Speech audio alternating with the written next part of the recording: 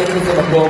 אנחנו באמת נורא רגישים בתכנים שלנו, ובאמת נמנעים כדי לשמור על ילדים, אבל אי אפשר להתעלם מזה, ובאמת באמת כיף שאתם כאן איתנו בפסח, ואנחנו מקווים שהמצב ישתנה.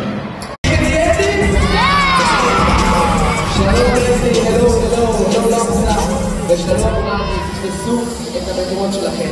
אם מתאימים, שימו לב מה הולך לקרות בחצי הגמר.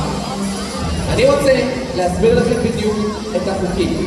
אבל בשביל זה אני רוצה להזמין לכאן את אלוף העולם הראשון שיעלה לשחק כאן על הבמה. ואני רוצה להזמין... רגע, אתם לא יודעים בכלל את החוקים? אז בואו נשמע את החוקים של חצי הגמר. שימו לב.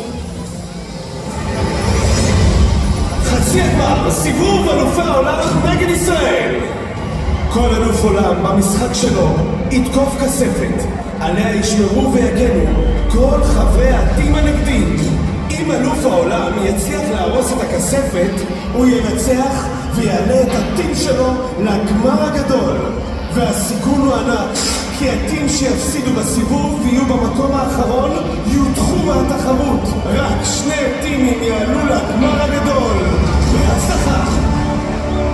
נכון מאוד, חברים וחברות, אם הקשבתם, אז הבנתם שרק שני טימים עולים לגמר, וגם בחצי הגמר הטים שתפסיד תודח מהתחרות. זה המון משקל, ומי שיחליטו את זה ויקבעו את הגורל זה אלופי העולם. אז אני רוצה לקרוא לאלוף העולם הראשון שיעלה לבמה מטים מיינקראפט. רניק, בוא אליי בבקשה לבמה. ומולו, מי שינסו לעצור אותו זה טים פורטנייט. טים פורטנייט שעלו לחצי הגמר. אני רוצה לקרוא לסרקי, פוקוס וסיידקיק. מיד אסביר את החוקים. שלום סרקי.